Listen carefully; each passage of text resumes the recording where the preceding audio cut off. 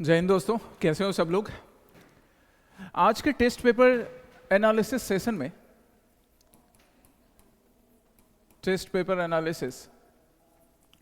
इसमें हम लोग एपीएससी सीसीई के लिए जो अभी टेस्ट चल रहा है, एपीएससी सीसीई 2025 का जो टेस्ट सीरीज है, इस टेस्ट सीरीज में test number 11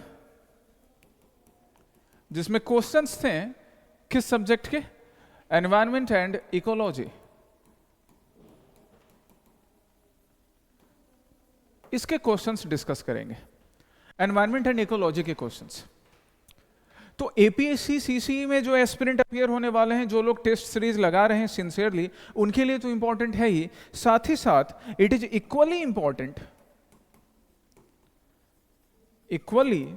important for those candidates who would appear in this year UPSC CSE, जो UPSC CSE के एग्जामिनेशंस में अपीयर होने वाले हैं, आपके लिए भी उतना ही इंपॉर्टेंट है ना, तुम्हारे लिए भी इतना ही इंपॉर्टेंट है। यूपीएससी ने अपना नोटिफिकेशन रिलीज कर दिया है और एपीएससी भी अपना नोटिफिकेशन रिलीज करेगी अपने डिसीजंस लेने के बाद। सो पढ़ाई आपको अभी से कंटिन्यू रखनी है। जो क्वेश्चन पेपर अभी हम लोग आज डिस्कस करेंगे एनवायरनमेंट एंड इकोलॉजी का, भले ही एपीएससी टेस्ट सीरीज में हमने क्वेश्चंस बना कर दिया, बट तुम यूपीएससी के कैंडिडेट हो, तुम्हारे लिए भी बराबर इंपॉर्टेंट है। क्यों? क्योंकि एनवायरनमेंट एंड इकोलॉजी का सिलेबस चाहे वो यूपीएससी हो या स्टेट पीसीएस हो, कोई ऑलमोस्ट इक्वल है। आसाम पीसीएस के केस में तो ऑलमोस्ट इक्वल है। तो आपको प्रीलिम्स में तो हेल्प मिलता ही है, साथ ही साथ मेंस जीएस पेपर 3 में भी, ठीक है। सो दोनों कैंडिडेट, आप दोनों एग्जामिनेशन को टारगेट कर रहे हो, और if you are only targeting UPSC CSE, this test paper discussion is very very very important for you. अब तुम में से कई ऐसे स्टूडेंट्स हैं जिनका भी क्लासरूम में एनवायरनमेंट एंड इकोलॉजी नहीं हुआ है, तो नो इशू, कुछ बैचेज में तो मैं खुद तुम्हें मंडे से एनवायरनमेंट एंड इकोलॉजी पढ़ाऊंगा। सो एनवायरनमेंट एंड इकोलॉजी के लिए निश्चिंत हो जाओ, कोई परेशानी की जरूरत नहीं है, और बाकी बैचेज में भी आगे स्टार्ट करेंगे। आज के इस टेस्ट पेपर एनालिसिस में मैं तुम्हें यह दिखाऊंगा कि अपनी नॉर्मल अंडरस्टैंडिंग लगाकर, थोड़ा कॉमन सेंस लगाकर, जिसको हमें पड़ोसी को उधार नहीं देना है, ये कॉमन सेंस अपने पास रखना है, पड़ोसी को क्यों उधार दें, वो लगाकर भी हम एनवायरनमेंट एंड इकोलॉजी के क्वेश्चन सॉल्व कर सकते हैं। और जब क्लासेस करेंगे then we would work upon this two strategies. Environment and ecology के लिए हम इन दोनों स्ट्रेटजी पे वर्क करेंगे। ये होगा हमारे पढ़ने का स्ट्रेटजी। हमें पहले चाहिए होगा कॉन्सेप्चुअल अंडरस्टैंडिंग। कॉन्सेप्चुअल अंडरस्टैंडिंग, एकदम सिंपल बेसिक कॉन्सेप्चुअल अंडरस्टैंडिंग की बात करें तो क्या है एनवायरनमेंट, क्यों एनवायरनमेंट का प्रोटेक्शन जरूरी है, एटलीस्ट ये भी। अब जो ट्रंप अंकल हैं, डोनाल्ड ट्रंप अंकल अमेरिका वाले, उनको ये इंपॉर्टेंस समझ में नहीं आता है। He does not find the importance of responsibility which developed nations should take, कि भैया तुमने पहले, अमेरिका जैसे नेशंस ने एनवायरनमेंट का खूब नुकसान पहुंचाया इकोनॉमिकल एडवांसमेंट, इकोनॉमिकल डेवलपमेंट के लिए, और आज जब रिस्पॉन्सिबिलिटी लेने की बात आती है तो पेरिस कन्वेंशन से, पेरिस डील से भाग जाते हैं। तो सिर्फ यूपीएससी और एपीएससी निकालने के लिए नहीं, देश चलाने के लिए भी, अपने आसपास के नेचर को, क्लाइमेट को प्रोटेक्ट करने के लिए भी एक कॉन्सेप्चुअल अंडरस्टैंडिंग जरूरी है। उसमें हम कई टर्म पढ़ेंगे, इकोटोन क्या है, नीचे क्या है, एज स्पीसीज क्या है, एनवायरनमेंट क्या है, बायोलॉजिकल डाइवर्सिटी क्या है, फलाना चिलाना चीजें सब पढ़ेंगे। और अब जब आपने वो कॉन्सेप्चुअल अंडरस्टैंडिंग हासिल कर ली, तो उसके बाद फिर आपको साथ में क्या पढ़ना है, different conventions, different acts, India के डिफरेंट इनिशिएटिव्स, कुछ एक्ट के फॉर्म में जैसे वाइल्ड लाइफ प्रोटेक्शन एक्ट, कुछ नए स्कीम्स के फॉर्म में, कुछ नए प्लान्स के फॉर्म में। क्योंकि हमारे यहाँ तो हम तो बुद्ध और जैन और उससे पहले वैदिक परंपरा से सीखते आ रहे हैं कि हमारे लिए नेचर कितना इंपॉर्टेंट रोल प्ले करता है। सो पहले इंपॉर्टेंस समझना और फिर इस इंपॉर्टेंस को यहाँ पे अप्लाई करना, this would be the strategy. आज चलो हम लोग अपने कॉन्सेप्चुअल अंडरस्टैंडिंग से एनवायरनमेंट एंड इकोलॉजी के क्वेश्चंस करते हैं। इवन तुमको एक्ट नहीं भी अभी तुमने पढ़ा है, फिर भी कॉन्सेप्चुअल अंडरस्टैंडिंग से ये क्वेश्चन कर पाओगे। Let's see. देखिए, क्वेश्चंस के आंसर पे भी ध्यान नहीं देना है, आंसर की पे मत देखो, ऊपर क्वेश्चंस को देखो। Which of the following plants are capable of nitrogen fixation, इनमें से कौन से प्लांट नाइट्रोजन फिक्सेशन के लिए पॉसिबल है। तो बचपन में स्कूल में भी हमने पढ़ा था, बायोलॉजी के क्लासेस में या ज्योग्राफी के क्लासेस में, कि नाइट्रोजन फिक्सेशन का काम लेग्यूमस क्रॉप्स करते हैं। लेग्यूमस प्लांट्स, लेग्यूमस क्रॉप्स मतलब जिनसे हमको प्लांट्स, जिनसे हमको क्या मिलता है, पर्ल्स, दाल, है ना। और जो इसको कंज्यूम करने से हमें प्रोटीन मिलता है। तो हमने क्या पढ़ा कि भैया उनका जो रूट होता है उसमें एक पर्टिकुलर काइंड ऑफ बैक्टीरिया मिलता है, राइजोबियम, एंड वो नाइट्रोजन फिक्सेशन का काम करता है, और वो नाइट्रोजन फिक्सेशन फिर उसके फ्रूट्स में या उसके फल में या वो जो भी जिस भी टाइप का प्रोडक्शन हो रहा है उस प्लांट से, हम जब उसको कंज्यूम करते हैं तो हमारी बॉडी में प्रोटीन आता है। ये सिंपल हमने बचपन में पढ़ा था। अब उसी चीज़ को यहाँ अप्लाई करना है। पहला क्या है, बीन। तो बीन हो गया, सोयाबीन हो गया, पल्स हो गया, ग्राम हो गया, पीज हो गए, इन सब में नाइट्रोजन फिक्सेशन होगा क्योंकि इससे हमें प्रोटीन मिल रहा है। सही है भैया, 1 नंबर। स्पिनच, स्पिनच पोपाई खाता था, है ना। Popeye the seller, one of my favourite cartoon character since childhood. तो पोपाई द सेलर स्पिनच खाता था, उससे उसको एनर्जी मिलती थी, उससे उसके बॉडी में प्रोटीन नहीं आता था। बचपन से मम्मी बोलते आई है कि पालक खाओ, पालक खाओ, पालक खाने से आँख की रोशनी तेज होती है, विटामिन मिलता है, आयरन मिलता है, प्रोटीन नहीं मिलता है। सो स्पिनच नाइट्रोजन फिक्सेशन का काम नहीं कर रहा है। क्लोवर्स, क्लोवर्स उस रोज मैं किसी बैच में डिस्कशन कर रहा था तो तुमने क्या बताया कि सर वो टेंगा फूड होता है, कुछ प्लांट होता है जिसका टेस्ट टेंगा होता है, टेंगी नेचर का होता है, क्लोवर्स। देखते हैं भाई क्या है ये टेंगा, क्या टेंगी नेचर का प्लांट है क्लोवर्स। ये 3 पत्ते का, 3 पतिया, चरपतिया बुलाते थे हम लोग इसको बचपन में। थोड़ा टेंगी टेस्ट होता है, खाने में अच्छा लगता है, सैलेड के फॉर्म में खा सकते हैं, इवन एनिमल्स के फॉडर में भी यूज किया जाता है, पर केयरफुल। ऐसा ही एक वीड्स होता है जो कि पॉइजनस होता है, सो केयरफुली क्लोवर्स को चूज करके खाना चाहिए। A good source of protein and it helps in nitrogen fixation, clovers. Clovers के जैसा ही मैंने तुमको एक और एग्जाम्पल बताया था, क्या, अल्फाल्फा। ये क्वेश्चन में भी पूछा है यूपीएससी ने, अल्फाल्फा। ये अल्फाल्फा खाई हो कि नहीं, नहीं खाई हो तो कभी खाकर बताना ना कैसा दिखता है। अल्फाल्फा स्प्राउट्स, स्प्राउट्स के फॉर्म में इसको खा सकते हैं। ये ऐसा कुछ मूंग के जैसा दिख रहा है ना, बट मूंग से डिफरेंट होता है। ये फोटो देखो, अल्फाल्फा। सो ये सारी चीजें जो है ना, अल्फाल्फा ये पूछा था यूपीएससी ने, याद रखना। क्लोवर्स, अल्फाल्फा, both of such kind of plants they do nitrogen fixation. तो अभी हमें आंसर हमें मिल चुका है। आंसर हमें क्या मिला कि एक तो बीन्स, स्पिनच नहीं, क्लोवर्स, साथ में हमने एक और अल्फाल्फा भी पढ़ लिया अभी, क्योंकि ये यूपीएससी के प्रीवियस ईयर क्वेश्चन में था। सनफ्लावर तो नहीं, सनफ्लावर से ऑयल निकलता है, सनफ्लावर का तेल, वहां पे प्रोटीन नहीं है। सो हमारे लिए आंसर क्या होगा, 1 और 3। 1 और 3 है क्या, है, ए में है। ये नॉर्मल अंडरस्टैंडिंग से बनने वाला क्वेश्चन था, बन गया। Come to next question. चलो नेक्स्ट क्वेश्चन नंबर 2 क्या है, which of the following is a supporting ecosystem service. अब इकोसिस्टम जो है हमारा, उसमें कुछ सर्विसेज हैं जो सपोर्टिंग नेचर के होते हैं। तुम्हारे गार्जियंस तुम्हें आज सपोर्ट कर रहे हैं पढ़ने लिखने के लिए, तुम अपने छोटे भाई बहनों को सपोर्ट करते होगे, अपने फ्रेंड्स को सपोर्ट करते हो रिवीजन में, कोई कॉन्सेप्ट समझाने में। सो इकोसिस्टम में भी कुछ ऐसे सर्विसेज हैं जो पर्टिकुलर किसी सेक्शन को, किसी ग्रुप को, किसी ऑर्गेनिज्म को सपोर्ट करते हैं। देखो कौन कौन सा सपोर्टिंग सर्विसेज है। रेगुलेशन ऑफ पेस्ट, नेचर जो है ना उसको रेगुलेशन ऑफ पेस्ट करने की जरूरत नहीं है, क्योंकि nature itself play a very important role, pest itself play a very important role in nature, क्योंकि पेस्ट्स हैं उनका भी एक इंपॉर्टेंट रोल है, डिकम्पोजिशन का काम करते हैं, वेस्ट को क्लीन करने का काम करते हैं। It is not a supporting service, इससे किसी दूसरे ग्रुप का सपोर्टिंग नहीं हो रहा है, और अलग से पेस्ट का रेगुलेशन करने का काम ह्यूमन करता है, ये इकोसिस्टम सर्विस में नहीं आएगा, क्योंकि पेस्ट खुद एक इंपॉर्टेंट रोल प्ले कर रहा है। फोटोसिंथेसिस, अब इससे बढ़िया सपोर्टिंग सर्विस क्या होगा, क्योंकि फोटोसिंथेसिस से ही तो आपको ऑक्सीजन मिल रहा है, इसके बिना जिंदगी पॉसिबल है क्या, तो इससे बड़ा सपोर्टिंग सर्विस क्या हो सकता है। एक चीज तो तुम मिल गया, तो तुम ना ऑप्शंस के हेल्प से भी बना सकते हो कि अच्छा 2 तो होना चाहिए, एलिमिनेट करके। न्यूट्रिएंट साइक्लिंग, न्यूट्रिएंट साइक्लिंग नहीं होगा ना, तो सपोज जो नाइट्रोजन, जैसे अभी हम नाइट्रोजन की बात कर रहे थे, जो nutrient for example nitrogen, if that is present in soil और if that is present in atmosphere, तो फिर वो साइक्लिंग नहीं हो कि नहीं प्रोटीन बनेगा, बॉडी से डिकम्पोज नहीं होगा, तो फिर वो नाइट्रोजन कभी यूज में नहीं आ पाएगा, और जब नाइट्रोजन यूज में नहीं आ पाएगा तो फिर हमें फायदा क्या होगा।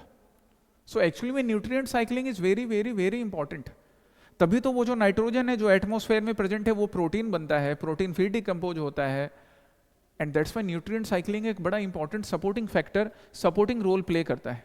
कार्बन एक न्यूट्रिएंट्स है, अब कार्बन एटमॉस्फेयर में है, उससे क्या फायदा हुआ, but that carbon is used in photosynthesis, और फिर उस कार्बन का यूज करके ऑक्सीजन निकल रहा है, तो हुआ ना सपोर्टिंग सर्विस न्यूट्रिएंट साइक्लिंग में।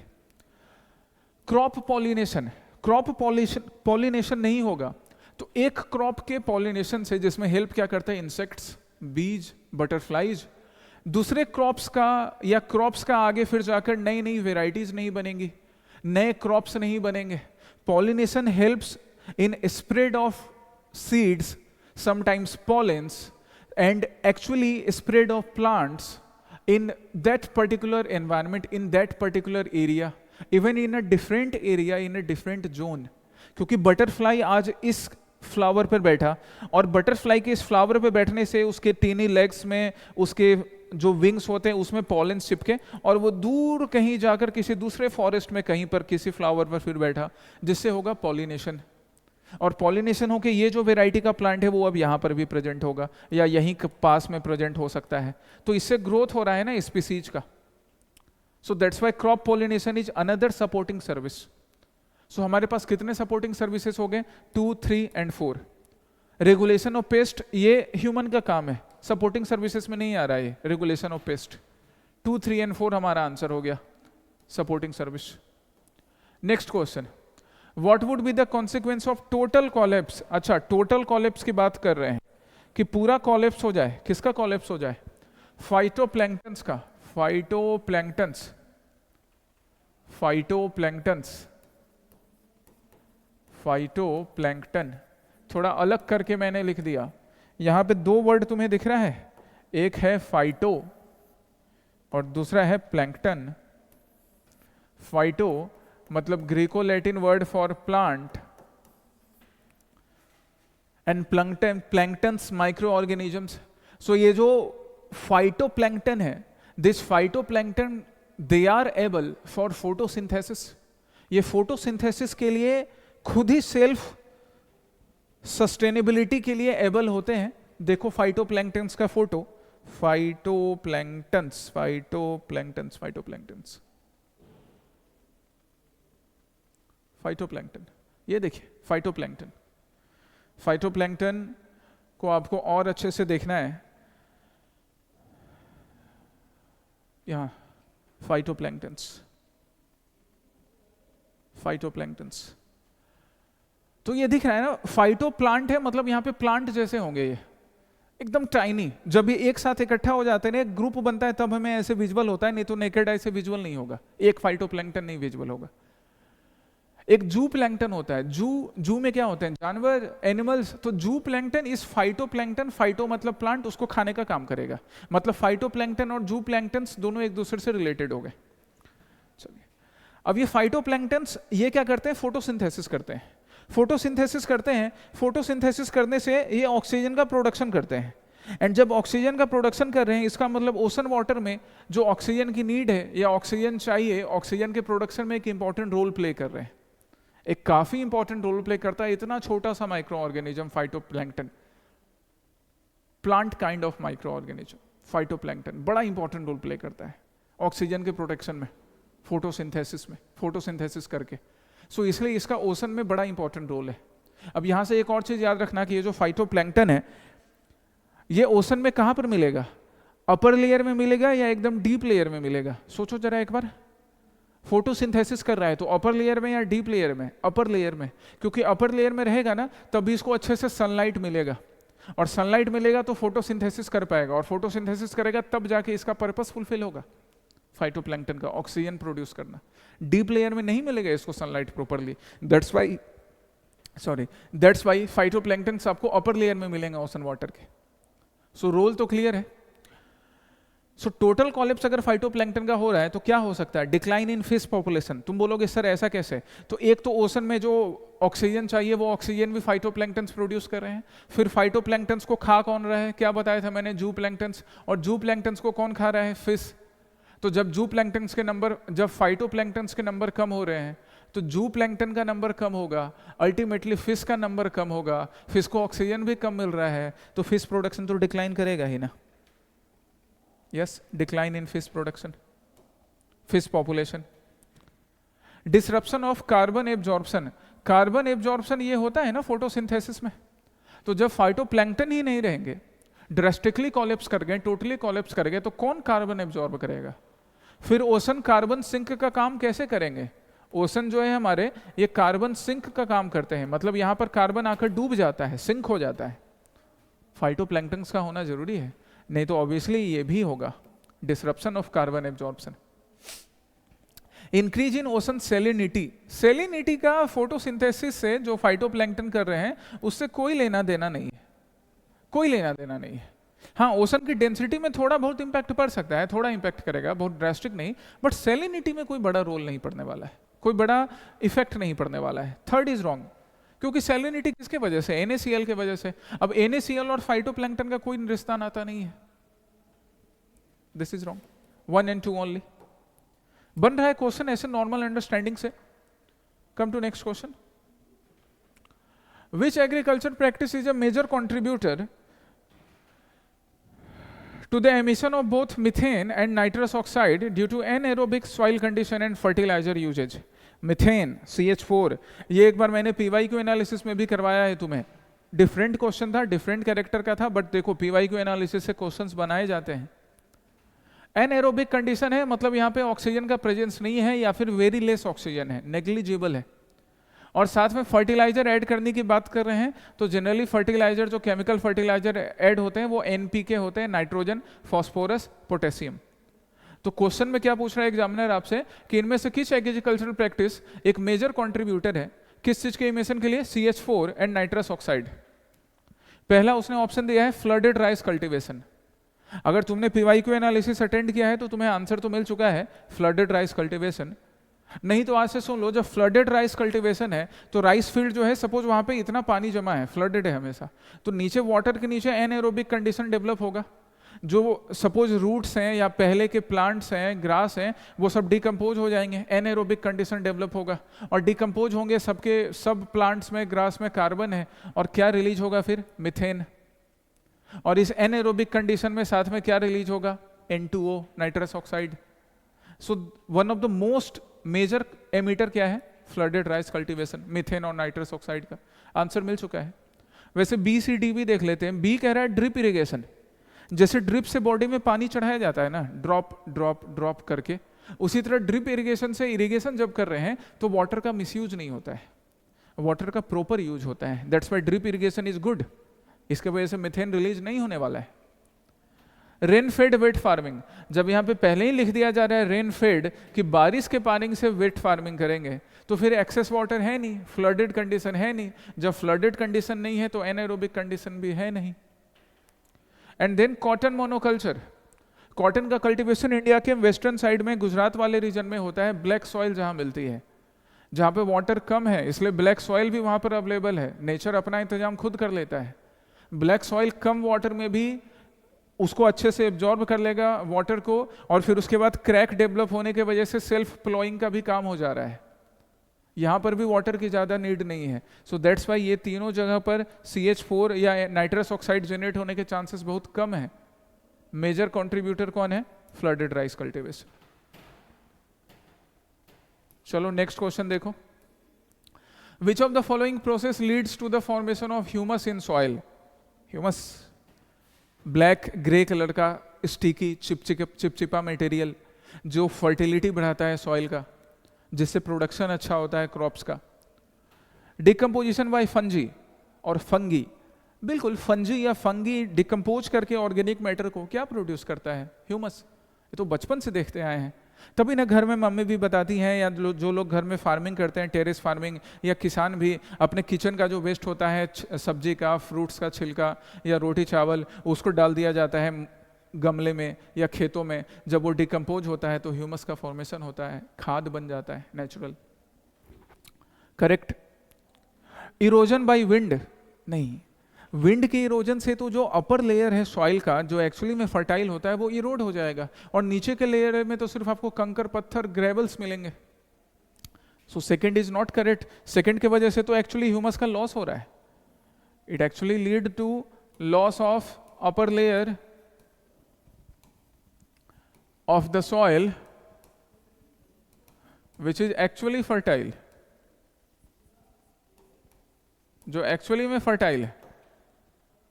हाँ, फर्स्ट वाला करेक्ट है।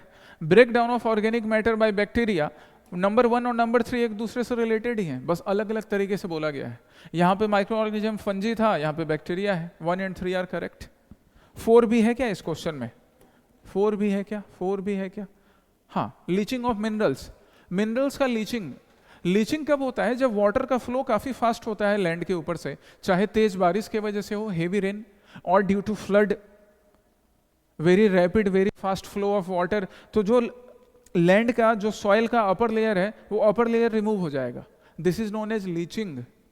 सो जब अपर लेयर रिमूव हो रहा है तो ह्यूमस फॉर्मेशन कैसे होगा? एक्चुअली में जो ह्यूमस है या जो फर्टाइल कंपोनेंट है वो एक्चुअली खत्म हो जाएगा, लूज हो जाएगा।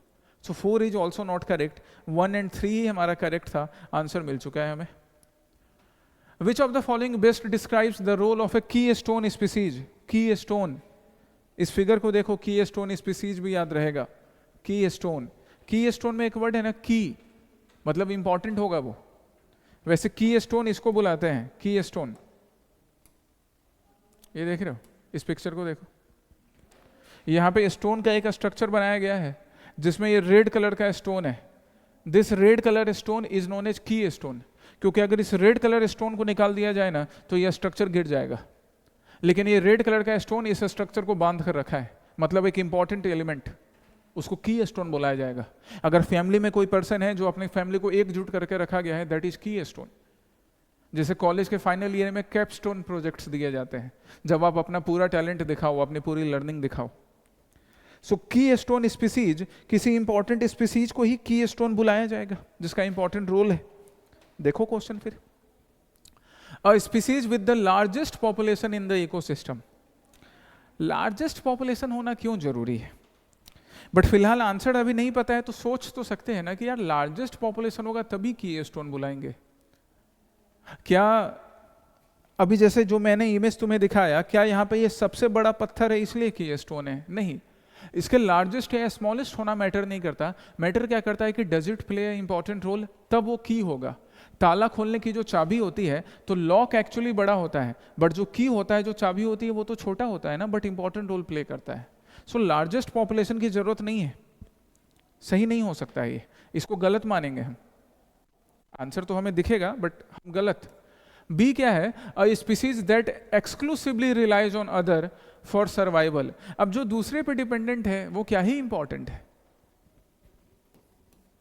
A species that has a disproportionately large impact, okay, on its ecosystem relative to its abundance। यही तो हमें चाहिए कि वो होगा जो कि एक काफी बढ़िया इंपैक्ट, एक लार्ज इंपैक्ट अपने इकोसिस्टम पर डाल रहा है।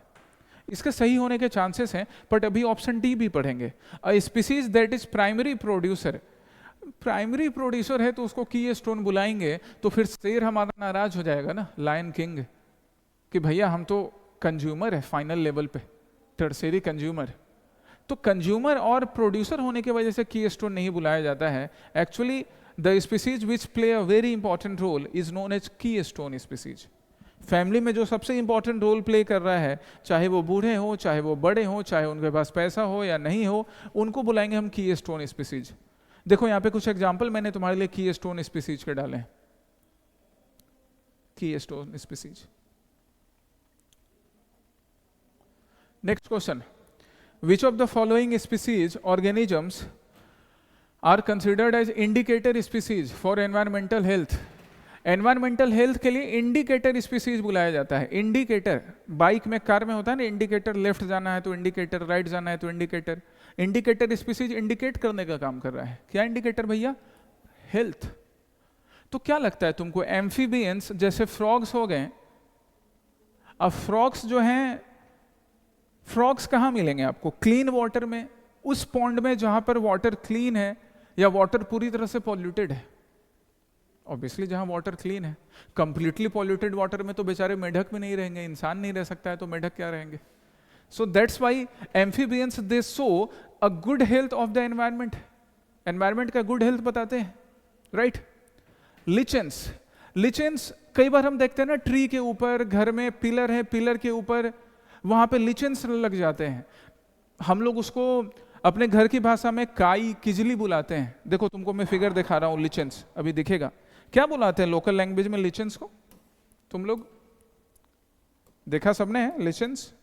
ये देखिए ग्रीन कलर का, ग्रे कलर का ये जो लेयर बन रहा है ट्री के ऊपर, कभी पिलर के ऊपर रोटी रख दो उसके ऊपर भी बन जाएगा। और कहाँ बनेगा? वहाँ बनेगा जहाँ पर भी एनवायरनमेंट क्लीन है, जहाँ पे पॉल्यूशन नहीं है। ये जो शहर है, शहर में पॉल्यूटेड ट्रीज पे नहीं दिखेगा तुमको, क्योंकि पॉल्यूशन के वजह से ट्री तो क्या बेचारा, ये लिचन भी सर्वाइव नहीं कर पाता, ये काई किजली भी नहीं सर्वाइव कर पाते हैं। उसके ऊपर तो डस्ट का लेयर पड़ जाता है, तो कहाँ से लिचन सर्वाइव करेंगे? So obviously if this lichens are found somewhere it shows good health. ये भी एक इंडिकेटर स्पीसीज है। कॉमन सेंस लगा रहे हैं इन सब क्वेश्चंस को बनाने के लिए, और कुछ नहीं। Next, earthworm. बचपन में पढ़ा था हमने क्लास 6 में 7 में कि अर्थवॉर्म, केचुआ जो होता है, अर्थवॉर्म जो होता है उसको किसान का दोस्त कहा जाता है, फार्मर्स फ्रेंड। तो जो फार्मर का फ्रेंड है वो एनवायरनमेंट के हेल्थ को तो दिखाएगा ही। 1 2 3 एंड 4 ऑल आर करेक्ट। ये सारे के सारे करेक्ट हैं। बन रहा है ना ऐसे कॉमन अंडरस्टैंडिंग से भी question.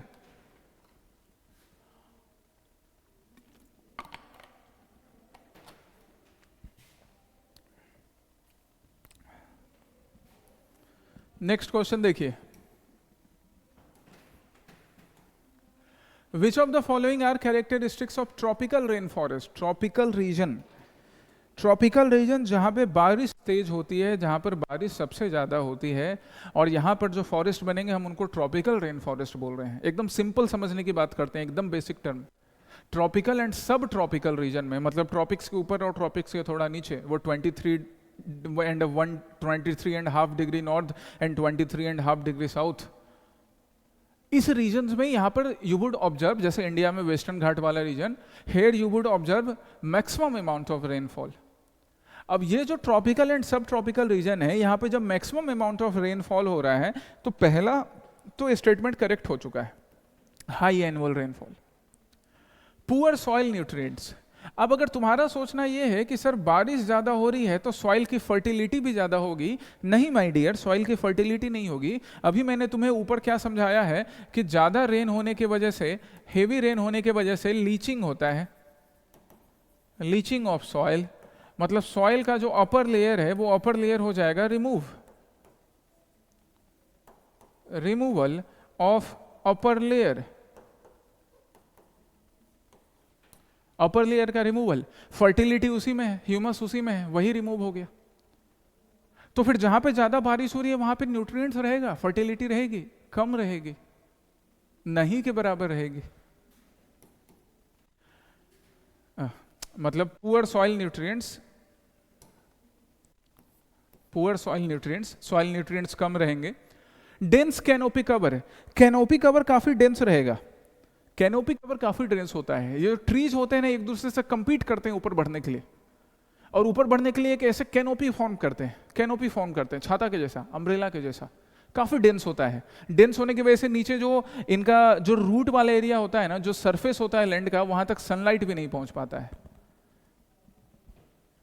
And high species diversity, और स्पीसीज डाइवर्सिटी भी काफी हाई होती है। आपको इंडिया के वेस्टर्न घाट की बात कर लें या बाकी tropical rain forest, Amazon rain forest, इन सब में स्पीसीज डाइवर्सिटी मैक्सिमम मिलती है।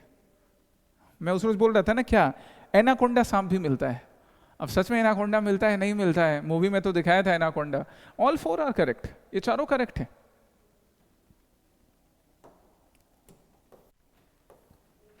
नेक्स्ट क्वेश्चन पे आइए। नेक्स्ट क्वेश्चन है, which of the following plant mechanism are influenced by light? इनमें से कौन से प्लांट मैकेनिज्म लाइट से इन्फ्लुएंस होते हैं? लाइट से तो हम भी इन्फ्लुएंस होते हैं। अभी लाइट चल रही है तो क्लास चल रहा है, लाइट नहीं चलेगी तो क्लास नहीं चलेगा। तो लाइट बड़ा इंपॉर्टेंट रोल प्ले करता है। यहाँ पे तो हम सूरज चाचा की लाइट की बात कर रहे हैं, ये तो आर्टिफिशियल लाइट में भी काम चल रहा है। क्लोरोफिल प्रोडक्शन, क्लोरोफिल का production, yes, a very important role is played by light. अगर लाइट नहीं रहा ना तो क्लोरोफिल प्रोडक्शन काफी कम हो जाएगा, ड्रेस्टिकली रिड्यूस हो जाएगा। अब फिर उससे ना डायरेक्टली रिलेटेड फिर क्या हो जाएगा, ऑक्सीजन का प्रोडक्शन वो भी कम हो जाएगा, क्योंकि फोटोसिंथेसिस इंपैक्ट हो रहा है। So overall light is necessary, natural light की बात हो रही है, नेसेसरी है ऑक्सीजन के प्रोडक्शन के लिए। अगर यहाँ पे ये भी लिख देते ना सर्वाइवल ऑफ ह्यूमन, तो भी सही होता, क्योंकि कहीं ना कहीं ऑक्सीजन जो है वो प्लांट प्रोड्यूस कर रहे हैं। क्लोरोफिल, फोटोसिंथेसिस, ऑक्सीजन प्रोडक्शन, सब किससे रिलेटेड हो गया? ह्यूमन एंड बाकी एनिमल्स के सर्वाइवल से। 1 इज करेक्ट। वेजिटेटिव डेवलपमेंट, बिल्कुल अगर प्रॉपर सनलाइट नहीं मिलेगा तो जो वेजिटेशन है, जो प्लांट है, जो क्रॉप्स है, उनका डेवलपमेंट स्टैग्नेंट हो जाएगा या फिर उनका डेवलपमेंट प्रॉपर नहीं होगा जितना होना चाहिए। तभी तो आज जैसे दिन काफ़ी ख़राब थी, आज सुबह दिन में सूरज चाचा निकले ही नहीं। सूरज चाचा लगता है नाराज चल रहे थे, तो आज सूरज चाचा निकले ही नहीं। अगर ऐसा ही माहौल हमेशा रहा तो किसान चिंतित हो जाते हैं, टेंस्ड हो जाते हैं कि अरे प्रोडक्शन अच्छा नहीं होगा, फसल खराब हो जाएगी। Effect on transpiration rate, transpiration plants का ट्रांसपिरेशन एस्टोमेटल मूवमेंट पे, जो एस्टोमेटाज होते हैं प्लांट में, उस पर काफ़ी डिपेंड करता है। And as per the presence of light, stomata जो प्लांट होता है वो एस्टोमेटा काफ़ी बढ़िया अच्छे से ओपन होता है, और जब ज़्यादा ओपन होगा तो ट्रांसपिरेशन जो है वो रेट भी फास्ट होगा। कम ओपन होगा एस्टोमेटा तो ट्रांसपिरेशन रेट भी कम होगा। सो ये दोनों 3 और 4 एक दूसरे से रिलेटेड हो गए और दोनों correct. And come to 5th, distribution of plant. तो यहाँ हमने देखा ना वेजिटेटिव डेवलपमेंट, इसको इससे कनेक्ट कर दो डिस्ट्रीब्यूशन ऑफ प्लांट से, कि अगर वेजिटेशन का डेवलपमेंट अच्छा हो रहा है तो कहीं ना कहीं उनका डेवलपमेंट डिस्ट्रीब्यूशन भी अच्छा होगा, पॉलिनेशन अच्छा होगा, डिस्ट्रीब्यूशन अच्छा होगा, डेवलपमेंट अच्छा होगा। So presence of light play a very important role in all such activities, in all such things, all such mechanisms related to plant. Plant से रिलेटेड इन सारे मैकेनिज्म, इन सब चीजों में एक काफी इंपॉर्टेंट रोल प्ले करता है। Come to next, with respect to ecology the term resource partitioning, भूल जाओ इकोलॉजी एनवायरमेंट, बस रिसोर्स पार्टीशनिंग पे ध्यान दो। रिसोर्स पार्टीशनिंग जैसे मतलब क्या, ये रिसोर्स है, ये रिसोर्स है, ये कौन सा रिसोर्स है? अब रात को डिनर का टाइम हो रहा है तो इस रिसोर्स का नाम है पिज्जा। अब इस पिज्जा का पार्टीशन कर दिया गया, कौन कौन है अभी? इसका हम 3 पार्टीशन करते हैं, 2 ही हुआ क्या? 3 कर लिया। एक हो गया मेरे लिए, एक हो गया प्रशांत सर के लिए, और एक हो गया आशीर्वाद सर के लिए। तो एक पिज्जा का हमने, इस रिसोर्स का हमने पार्टीशन किया कि अब इसी रिसोर्स को हम तीनों लोग मिलकर, तीनों भाई लोग मिलकर खाएंगे पिज्जा को। तो इसे कहते हैं रिसोर्स पार्टीशनिंग। वैसे पिज्जा नहीं खा रहे हैं, रोटी खाएंगे हम लोग, पिज्जा नहीं खा रहे हैं, नॉट गुड फॉर हेल्थ, है ना। सो इकोलॉजी के टर्म्स में रिसोर्स पार्टीशनिंग क्या है? Option A, division of limited resources by species to help avoid competition.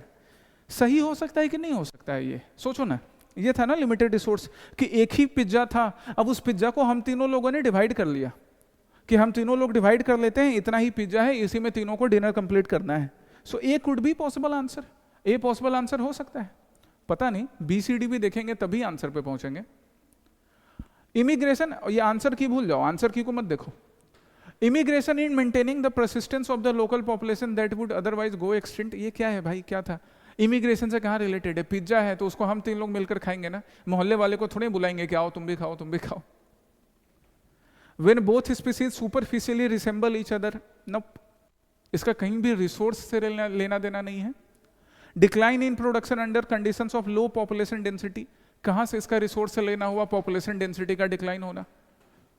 The correct answer is option A, जहां पे लिमिटेड रिसोर्स को स्पीसीज आपस में पार्टीशन कर लेते हैं, डिवाइड कर लेते हैं। 11, consider the following statements regarding an ecological niche. Ecological niche से रिलेटेड, कुछ लोग इसको नीस भी पढ़ते होंगे, इकोलॉजिकल नीस या इकोलॉजिकल निसे से रिलेटेड कौन सा स्टेटमेंट करेक्ट है?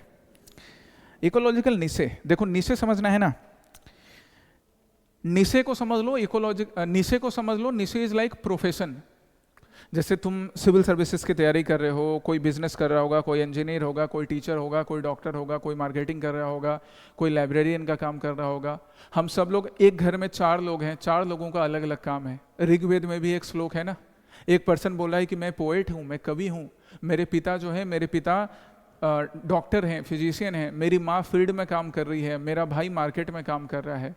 तो सबका अपना अपना निशे है, सबका अपना अपना प्रोफेशन है। निशे मतलब प्रोफेशन, ऐसे याद रख लीजिए आप, हो गया आपका काम। ऐसे सिंपल तरीके से याद रखेंगे। It is a species, a specific term in the ecosystem. बिल्कुल, इट इज ए स्पीसीज, घर में 4 स्पीसीज, 4 लोग, उनसे रिलेटेड स्पेसिफिक टर्म उनका प्रोफेशन होता है। Number 1 is correct. 2 species can occupy the same ecological niche in the same ecosystem without any competition. अब घर में तो लोग सरवाइव कर सकते हैं, बट मान लो घर में क्या है, घर में तो नहीं, हम बात करते हैं पर्टिकुलर रिसोर्स की बात करते हैं। यहाँ पे क्या कह रहा है, सेम इकोसिस्टम। हम एक ऑफिस की बात करते हैं ना, ऑफिस की बात करते हैं, ऑफिस में एक खूब चलता है ऑफिस ऑफिस, एक वेब सीरीज भी था ऑफिस ऑफिस, इंडिया में भी बना उसका एडेप्टेशन। तो ऑफिस की बात कर रहे हैं, एक इकोसिस्टम है, ऑफिस का इकोसिस्टम है, वहाँ पे एक डिपार्टमेंट है और एक डिपार्टमेंट में 4 लोग हैं। क्या बिना कंपटीशन किए लोग अपना प्रोफेशन फुलफिल कर लेते हैं? हेल्दी कंपटीशन हो या अनहेल्दी कंपटीशन हो, लेकिन कंपटीशन तो होता है ना। So second is wrong. Same नीचे नहीं ऑक्यूपाई कर सकते without any competition. It is also a particular place where organism live. अरे भाई, उसको एड्रेस बुलाते हैं। प्रोफेशन और एड्रेस अलग अलग हुआ ना। एड्रेस मतलब हैबिटेट, एड्रेस मतलब हैबिटेट, हमारे रहने की जगह। Third is wrong. It determines the condition under which a species can survive, grow and reproduce. तो हाँ, जैसा हमारा प्रोफेशन होगा हम वैसा सर्वाइव करेंगे, ग्रो करेंगे, रिप्रोड्यूस करेंगे। As simple as that. आपका प्रोफेशन अच्छा है, आप ज़्यादा अच्छा ग्रो करोगे, आप अपनी जनरेशन को आगे लेकर जाओगे, आपका ग्रोथ होगा, आपका सर्वाइवल बढ़िया होगा। तो हमें कौन कौन सा सही मिला? 1 और 4 आज से याद रखेंगे। इकोलॉजिकल निशे मीन्स प्रोफेशन, बात खत्म। 1 और 4 ओनली। देखो, वैदिक पीरियड के नॉलेज से यहां तुम्हारा काम हो गया एनवायरमेंट एंड इकोलॉजी में। Number 12, consider the following statements in the context of levels of organisation in ecology. Ecology में जो लेवल्स ऑफ ऑर्गेनाइजेशन है उससे रिलेटेड क्वेश्चन। सिंपल टर्म से समझना है। एनवायरमेंट इकोलॉजी जैसे सब्जेक्ट को ना कुछ लोग बड़ा वास्ट बना देते हैं, अरे भयानक है। भयानक नहीं है भाई, उसको जैसा मैं हमेशा बोलता हूँ ना, connect the dots. Dots connected रहो, आपको समझ में आएगा। एक बार नहीं समझ में आएगा, दोबारा आएगा, तिबारा आएगा, चौबारा आएगा। सीखते रहना यार, इंडियन से हम लोग हार थोड़ी मानते। Consider the following statements in the context of levels of organisation in ecology. Ecology में जो लेवल्स ऑफ ऑर्गेनाइजेशन है उससे रिलेटेड क्या बोल रहा है ये पहला statement? Population is a group of organism. Population है, इसको तो समझ ही सकते हैं। Usually in different species occupying a defined area during a specific time. सही तो बात है ना, इसी को तो पॉपुलेशन बोलते हैं। या स्पीसीज हटाकर ह्यूमन डाल दो। Population is a group of humans usually of different caste, religion, occupying a defined area, defined state during a specific time. यही तो पॉपुलेशन होता है, बना।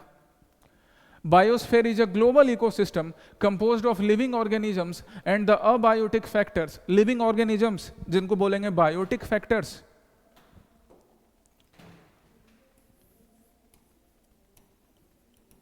Biotic factors, abiotic factor, soil हो गया, सनलाइट हो गया, from which they derive energy and nutrients. बिल्कुल सही बात, correct. Biomes are area of the earth that are classified their plant and animal life, that are classified as per their specific property. जैसे tundra biome, tundra biome cold climate को दिखाएगा। Desert biome desert condition को, dry condition को दिखाएगा।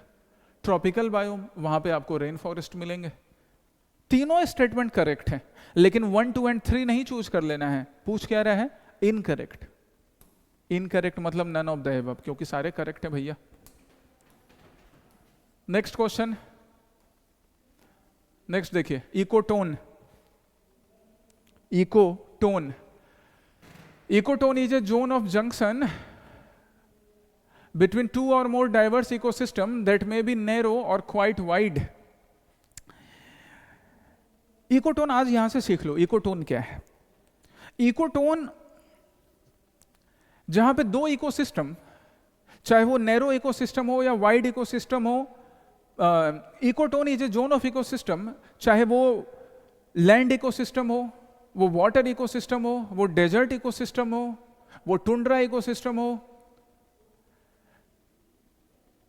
इनके zone of junction को, जहां पे वो 2 इकोसिस्टम एक दूसरे से मिलते हैं, जहां पे जुड़ते हैं, उसको इकोटोन बुलाया जाता है। मतलब वहां पे आपको एक ऐसा समझने के लिए याद रखो कि वहां पे एक ऐसा टोन सुनाई देगा जो टोन नए स्पीसीज के ग्रोथ में हेल्पफुल हो सकता है, जो टोन कुछ नया बनाकर दे सकता है। जैसे मैंग्रोव फॉरेस्ट। मैंग्रोव फॉरेस्ट का फॉर्मेशन कहां पर होता है बताओ मुझे? जहां पर लैंड और सी वाटर दोनों एक दूसरे से मिल रहे हैं, वही होता है ना। लैंड, सी वाटर दोनों एक दूसरे से मिले, वहां पर क्या बना? मैंग्रोव फॉरेस्ट, सुंदरबन वाला रीजन। तो एक नया फॉरेस्ट मिल गया ना, मैंग्रोव। तो वहां पे एक ऐसा टोन डेवलप हुआ जिस टोन से न्यू स्पीसीज दिख सकती है। स्पीसीज डाइवर्सिटी दिख सकती है। पहला स्टेटमेंट करेक्ट, इकोटोन क्लियर रहेगा। एक ऐसा जोन ऑफ जंक्शन जहां पे दो इकोसिस्टम मिल रहे हैं, ये पेन हो गया इकोटोन जहां पे दो इकोसिस्टम मिल रहे हैं, एक हो गया लैंड एक हो गया वाटर। अब यहाँ पे नए स्पीसीज का ग्रोथ हो सकता है, स्पीसीज डाइवर्सिटी दिख सकती है, मैंग्रोव फॉरेस्ट जैसा, ग्रास लैंड जैसा। Well developed ecotones contain only the same organisms as that of the adjoining communities. अरे ऐसा क्यों है? मैंग्रोव फॉरेस्ट थोड़ी हमें लैंड एरिया में मिलते हैं, और समंदर में तो मैंग्रोव फॉरेस्ट नहीं मिलेंगे ना, वो तो जोन ऑफ जंक्शन पे मिलता है। So second statement is wrong. Edge effect refers to, ये बड़ा इंपॉर्टेंट पॉइंट, बहुत इंपॉर्टेंट है। Edge effect refers to the changes in population or community structure that occur at the ecotone. Edge effect, देखो edge effect को ऐसा समझो कि जब जोन ऑफ जंक्शन होगा जहां पे दो इकोसिस्टम एक दूसरे से मिल रहा है, तो देयर यू कैन ऑब्जर्व कि पर्टिकुलर कोई स्पीसीज या तो कंप्लीटली नेग्लिजिबल हो जाएगा, या पर्टिकुलर कोई स्पीसीज उसका पॉपुलेशन आपको काफी ज्यादा दिखेगा। यू कैन फाइंड कि लैंड वाले रीजन और सी वाले रीजन के बीच जहां पर इकोटोन डेवलप हो रहा है, there you can find good fish population, अच्छा फिश का पॉपुलेशन हो सकता है, पर्टिकुलर किसी स्पीसीज का पॉपुलेशन हो सकता है, इंसेक्ट्स का पॉपुलेशन हो सकता है, बर्ड का पॉपुलेशन हो सकता है। एज इफेक्ट इसको बोला जाता है। काफी ज्यादा भी हो सकता है, या पर्टिकुलर कोई स्पीसीज जो पास वाले इकोसिस्टम में मिल रहा था वो नेग्लिजिबल भी हो सकता है। This is known as edge effect. Edge पे जाकर इफेक्ट दिखाना, जहां सब कुछ या तो ज्यादा होगा या एकदम कम होगा, edge effect. And fourth, the mangrove forest, third is correct my dears. The mangrove forest represent an ecotone between forest, desert थोड़ी, water ecosystem ना, sea वाला part. So fourth is also wrong. 1 was correct, 2 was wrong, 3 is correct. Answer क्या होगा? 1 and 3 है क्या कहीं पर? हाँ जी 1 and 3 है, तो हमारा आंसर क्या हुआ? 1 and 3 only. 1 and 3 only. This was the conceptual part of environment and ecology. आगे भी कुछ क्वेश्चंस हैं, उनको मैं नेक्स्ट पार्ट में फिर डिस्कस करूंगा। यही तरीका है एनवायरमेंट एंड इकोलॉजी पढ़ने का। इसी तरह करके हम लोग एनवायरमेंट एंड इकोलॉजी क्लासेस में करेंगे, और इसी अप्रोच को अप्लाई करके हम प्रीलिम्स में और मेंस में एनवायरमेंट इकोलॉजी के क्वेश्चंस बनाएंगे। Okay, so take care, stay connected, जय हिंद।